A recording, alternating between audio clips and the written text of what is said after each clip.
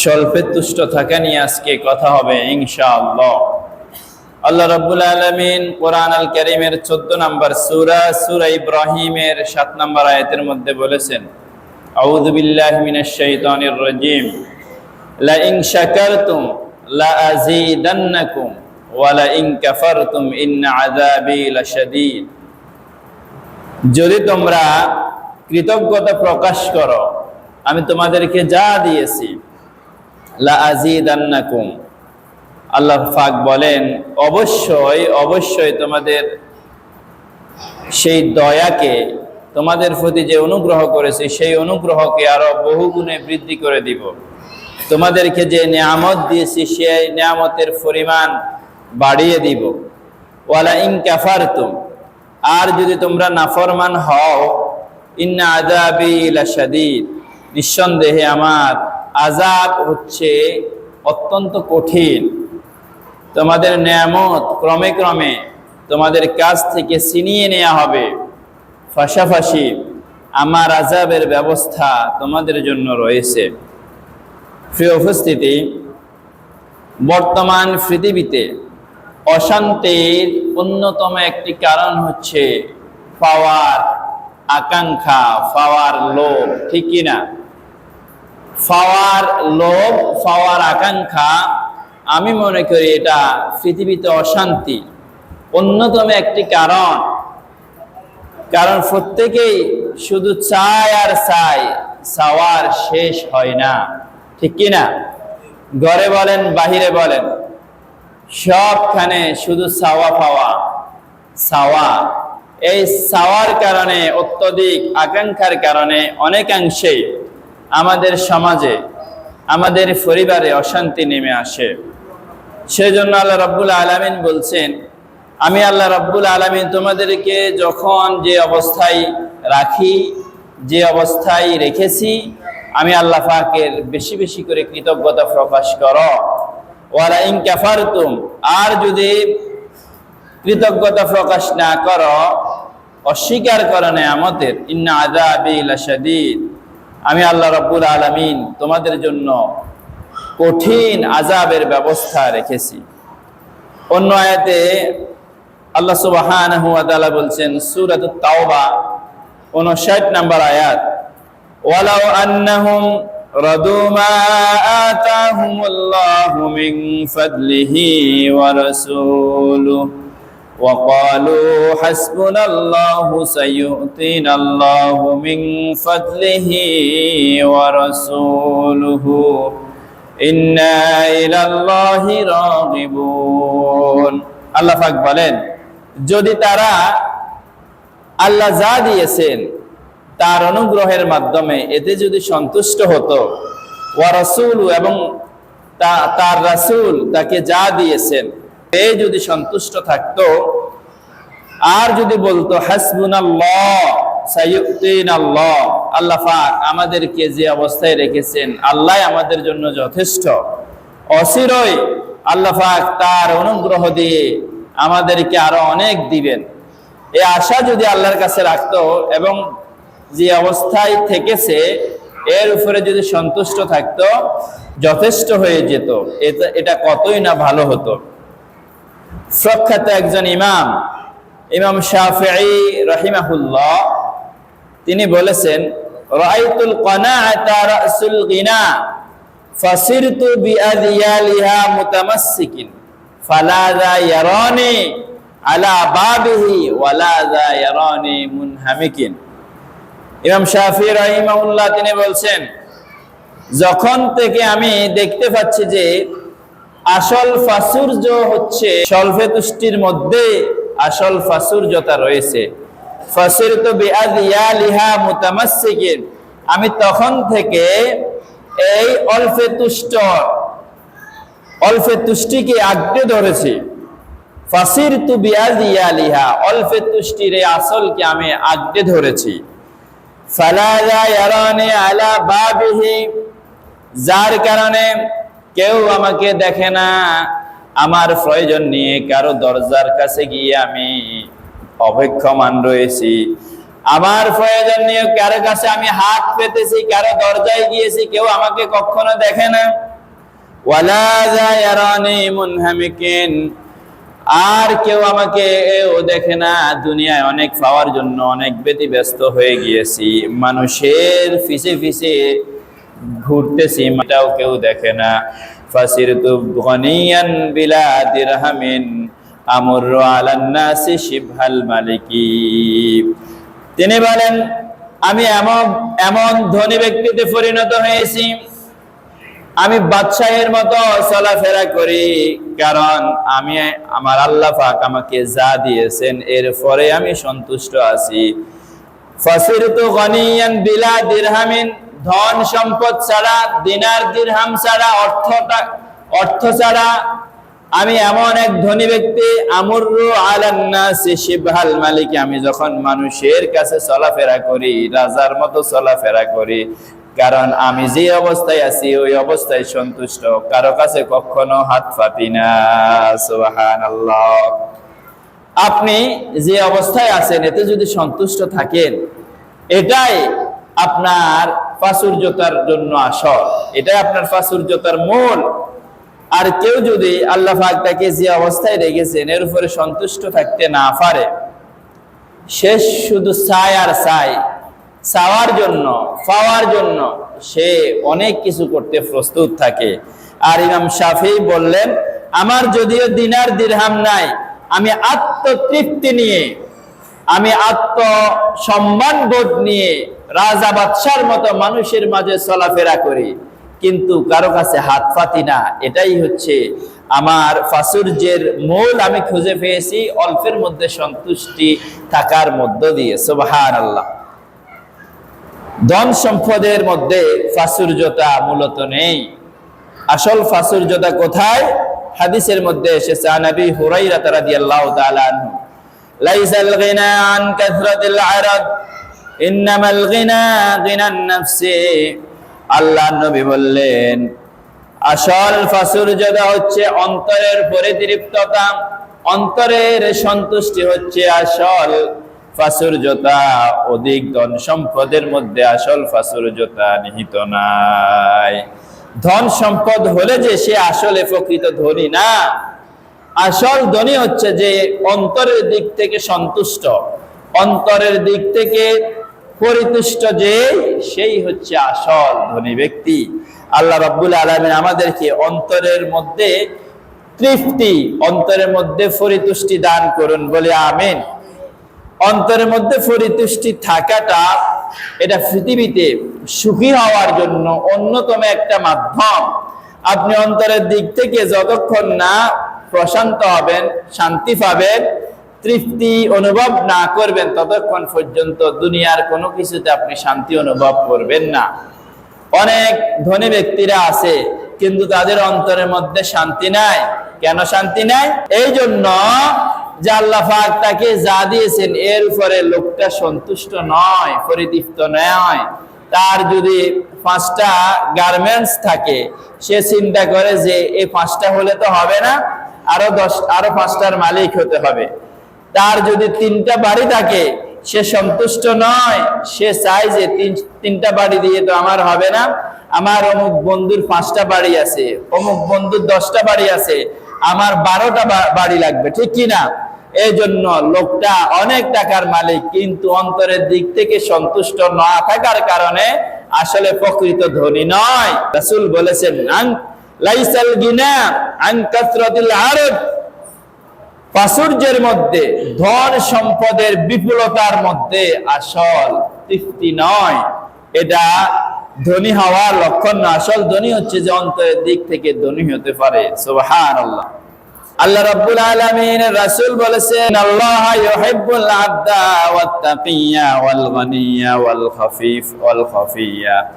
আল্লাহ রাব্বুল আলামিন এমন বান্দাকে ভালোবাসেন যে বান্দাটা হচ্ছে ওয়াত তাকিয়্যা, পরহেজগার, ওয়াল গনিয়্যা, ফর মুখাপেক্ষী, কারো কাছে মুখাপেক্ষী নয়, নিজের যা আছে এর উপরে সন্তুষ্ট থাকে, কারো কাছে হাত পাতে না, কারো কাছে মুখাপেক্ষী নয়।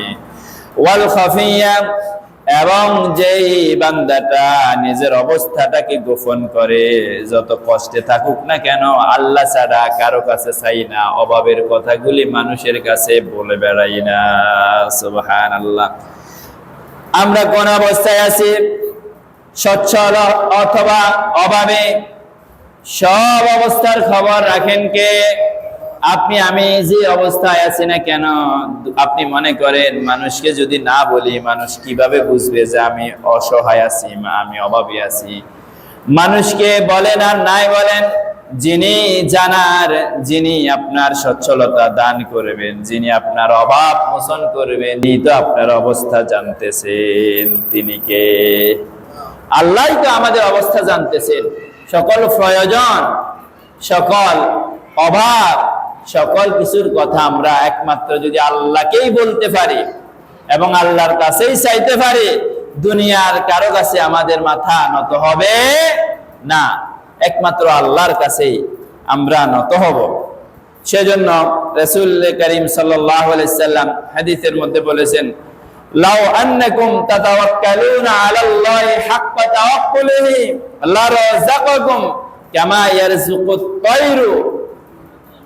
মানুষ যদি আল্লাহর প্রতি এমন ভরসা করতে পারে, পরিপূর্ণ ভরসা করতে পারে, আল্লাহ পাক তাদেরকে ওই পাখির মতো রিজিকের ব্যবস্থা করবেন, যেই পাখিটা সকালবেলা খাঁচা থেকে বের হয়, পেটটা একেবারে খালি, কিন্তু সন্ধ্যাবেলা যখন ফিরে আসে ভরা পেট নিয়ে, পরিপূর্ণ পেট নিয়ে, খাদ্য নিয়ে তার বাসার মধ্যে ফিরে আসে। সুবহানাল্লাহ। মানুষ যদি আল্লাহর প্রতি এরকম ভরসা করে, আল্লাহ রাব্বুল আলামিন তার রিজিকের জন্য কারো কাছে তাকে মাথা নত করতে দিবেন না, আল্লাহ তার রিজিকের ব্যবস্থা করবেনই। সুবহানাল্লাহ। এই জন্য আল্লাহ পাক আমাদেরকে যখন যে অবস্থায় রাখেন এতে সন্তুষ্ট থাকতে হবে। প্রিয় উপস্থিতি, আরেকটি হাদিস, রাসূল করিম সাল্লাল্লাহু আলাইহি সাল্লাম জলিলুল কদর একজন সাহাবী হযরত ইবনে আব্বাস রাদিয়াল্লাহু তাআলা আনহুকে সুন্দরভাবে কিছু কালিমা শিক্ষা দিচ্ছেন। হযরত আব্দুল্লাহ ইবনে আব্বাস রাদিয়াল্লাহু তাআলা আনহু তিনি বলতেছেন, আমি নবীজির পিছনে সাওয়ারিতে বসা ছিলাম। তিনি কোথায় বসা ছিলেন? তিনি নবীজির পিছনে সাওয়ারিতে, উটের উপরে, অথবা নবীজি যে সাওয়ারিতে বসেছেন সেই সাওয়ারির পিছনে বসেছেন। আমরা যখন মোটর সাইকেল চালাই আমাদের পিছনে অনেককে আমরা নেই না, নেই কিনা? হযরত আব্দুল্লাহ ইবনে আব্বাস রাদিয়াল্লাহু তাআলা আনহু তিনি বলছেন, নবীজি আমাকে তার সাওয়ারির পিছনে উঠালেন আর বললেন, আলা ওয়াল্লিমুকা কালিমাতিন, আমি কি তোমাকে এমন কিছু বাক্য শিক্ষা দিব যে বাক্যগুলি তুমি মেনে চললে আল্লাহ পাক তোমাকে উপকৃত করবেন, তুমি উপকৃত হবে। ইহফাজিল্লাহ ইয়াহফাজকা, তুমি আল্লাহর বিধানকে প্রতিপালন করো, রক্ষণাবেক্ষণ করো, আল্লাহ পাক তোমাকে রক্ষণাবেক্ষণ করবেন। আল্লাহ পাক যত ফরজ বিধান দিয়েছেন সকল ফরজগুলি সুন্দরভাবে পালন করো, আল্লাহ রাব্বুল আলামিন তোমার রক্ষণাবেক্ষণের দায়িত্ব তার নিজ হাতে উঠিয়ে নেবেন। সুবহানাল্লাহ। এরপরে তিনি বললেন, ওয়াইদা সাআলতা ফাসআলিল্লাহ। ও আব্দুল্লাহ ইবনে আব্বাস, যখন তোমার প্রয়োজন হবে, জীবন চলার পথে অনেক কিছু তোমার প্রয়োজন হবে, যখন যত প্রয়োজন সকল প্রয়োজনের কথা আল্লাহর কাছে বলো। কার কাছে বলো? ওয়াইদা ইসতাআনতা ফাসতাইন বিল্লাহ। যখন তুমি সাহায্য চাইবে, অনেক বিপদে পড়বে, পারিবারিকভাবে, মানসিকভাবে, সামাজিকভাবে, রাষ্ট্রীয়ভাবে অনেক বিপদে পতিত হবে, সকল বিপদ থেকে সাহায্য প্রার্থনা চাইবে কার কাছে? আল্লাহর কাছে তুমি সাহায্য প্রার্থনা করবে, আল্লাহ পাক তোমাকে সাহায্য করবেন। ওয়ালাম আন্নাল উম্মাতা লাউ ইজতামাআত আলা আন ইয়ানফাউকা বিশাইইন লাম ইয়ানফাউকা বিশাইইন ক্বাদ কাতাবাহু আল্লাহু লাকা। ও আব্দুল্লাহ ইবনে আব্বাস, জেনে রাখো, এই পৃথিবীর সকল মানুষগুলো যদি একত্রিত হয়ে যায় আর তোমার উপকার করবে, তোমার কোন উপকার করবে, কল্যাণ করবে, জেনে রাখো আল্লাহ তোমার নসিবে যেই পরিমাণ উপকার লিখে রেখেছেন এর বাইরে তারা বিন্দু পরিমাণ উপকার অথবা কল্যাণ বৃদ্ধি করতে পারবে না। আল্লাহ পাক তোমার নসিবে যা লিখে রেখেছেন, সারা পৃথিবীর সমস্ত মানুষগুলি যদি একত্রিত হয়ে তার চাইতে বেশি কিছু করতে চাই, এক বিন্দু পরিমাণ বেশি কিছু করতে পারবে না। পৃথিবীর সকল মানুষ আপনার আপন, আপনার প্রশংসা করে, আপনার গুণকীর্তন করে, আপনাকে উপরে উঠানোর জন্য চেষ্টা করে। আল্লাহ রাসূল বললেন, আল্লাহ যেটুকু আপনার নসিবে লিখে রেখেছেন এর বাইরে বিন্দু পরিমাণ বেশি কিছু তারা করতে পারবে না। এরপরে নবীজি বললেন, ওয়াইনি জিতামাউ আলা ইয়াদুরুকা বিশাইইন লাম ইয়াদুরুকা বিশাইইন ইল্লা কাতাবাহুল্লাহু আলাইকা।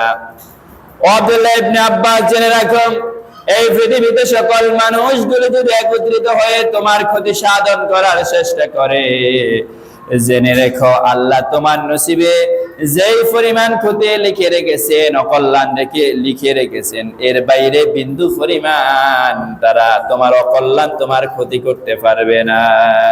তার মানে হলো আল্লাহ রাব্বুল আলামিন তিনি যা লিখে রেখেছেন এর বাইরে কোনো কিছুই হবে না। আল্লাহ রাব্বুল আলামিন তিনি বান্দার জন্য যা কল্যাণ রেখেছেন, সারা পৃথিবীর সমস্ত মানুষগুলি যদি একত্রিত হয়ে ওই কল্যাণ থেকে তাকে মাহরুম করতে চায়, মাহরুম করতে পারবে না। আর যদি তিনি কারো কোনো ক্ষতি চান, পৃথিবীর সকল মানুষগুলি যদি একত্রিত হয়ে তার কল্যাণ করতে চায়, উপকার করতে চায়, ওই ব্যক্তির বিন্দু পরিমাণ উপকারও তারা করতে পারবে না।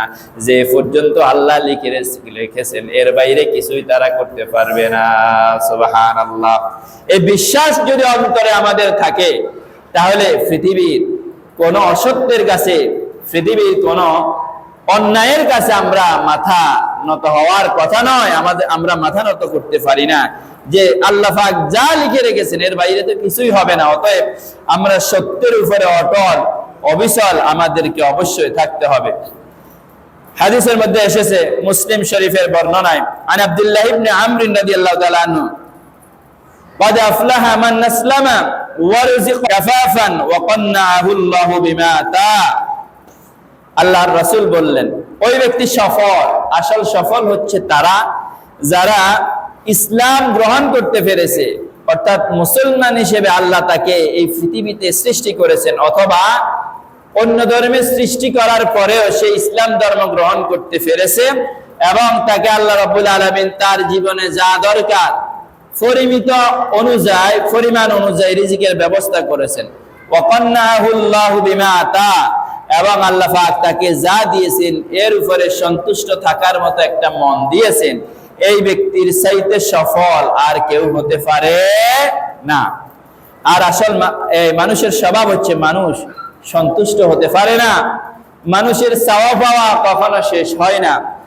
আল্লাহ নবী বলেন, আল্লাহ রাব্বুল আলামিন যদি এই পৃথিবীতে কোন বনি আদমকে দুইটা মাঠ পরিপূর্ণ করে, স্বর্ণে পরিপূর্ণ করে কোন বান্দাকে যদি দান করে, কোন বনি আদমকে দান করে, অথবা দুইটা মাঠ অনেক ধন সম্পদ দিয়ে যদি পরিপূর্ণ করে আল্লাহ পাক তার কোন বান্দাকে দান করে, কোন বনি আদমকে দান করে, ওই বান্দাটা দুইটা মাঠ স্বর্ণে পরিপূর্ণ পাওয়ার পরেও তার তৃপ্তি হবে না।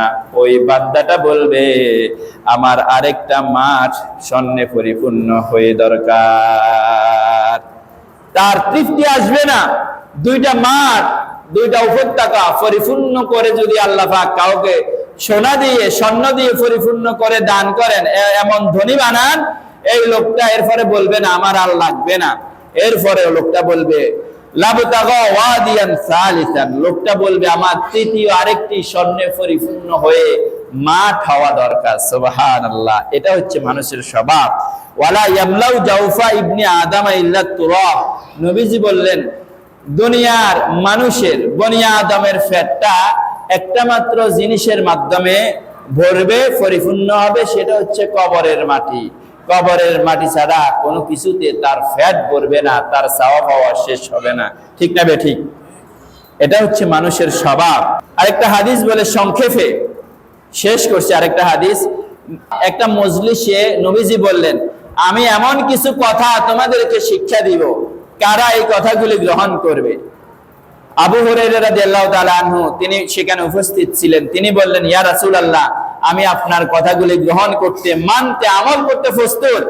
নবীজি বললেন, ইত্তাকিল মাহারিমা তাকুন আবাদান নাস, তুমি আল্লাহ রাব্বুল আলামিনের সকল নিষেধকৃত বস্তু থেকে নিজেকে বিরত রাখো, হারাম কাজ থেকে নিজেকে হেফাজতে রাখো, তুমি হবে এই পৃথিবীতে সর্বশ্রেষ্ঠ ইবাদতকারী।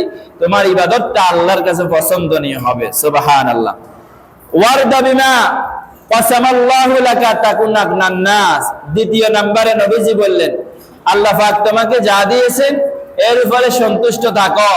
যদিও তোমার অর্থ সম্পদ কম হয় অথবা না থাকে, দেখবা তুমি পৃথিবীতে সকল মানুষের চাইতে তুমি আসল ধনী। সুবহানাল্লাহ। তোমার যা আছে এর উপরে যদি সন্তুষ্ট থাকতে পারো, তাহলে দেখবা তুমি আসল ধনী, তোমার চাইতে ধনী আর কেউ নাই। মনের দিক থেকে যে ব্যক্তি ধনী হয় সেই আসল ধনী, ঠিক কিনা? তৃতীয় নম্বরে নবীজি বলেন, ওয়াহসিন ইলা জারিকা তাকুন মুমিনান। তুমি তোমার প্রতিবেশীর সাথে উত্তম আচরণ করো, তাহলে তুমিই হবে প্রকৃতপক্ষে মুমিন। চতুর্থ নম্বরে নবীজি বললেন, ওয়াহিব্বা লিন-নাসি মা তুহিব্বু লিনাফসিকা তাকুন মুসলিমান। তুমি নিজের জন্য যা পছন্দ করো, তোমার মুমিন মুসলমান অপর ভাইয়ের জন্য তা পছন্দ করো। তুমি নিজের জন্য যা ভালো মনে করো, অন্যের জন্য তা ভালো মনে করো। পঞ্চম নম্বরে নবীজি বললেন, ওয়ালা তাকসিরিদ দাহিকা ফাইন্না কাসরাতুদ দাহিকি তুমিতুল কলবা। আর বেশি হাসাহাসি থেকে বিরত থাকো, কেননা অধিক হাসা এটা অন্তরটাকে মৃত করে দেয়। বেশি হাসার কারণে মানুষের অন্তরটা মৃত্যুবরণ করে। এই পাঁচটা কাজ যদি তুমি করতে পারো, তুমি সফল হয়ে যাবে। আল্লাহ রাব্বুল আলামিন আমাদেরকে আজকের যে আলোচনাগুলি হয়েছে সংক্ষিপ্ত সময়ের মধ্যে, আল্লাহ পাক আমাদের সবাইকে বুঝার আমল করার তৌফিক দান করুন, বলি আমিন।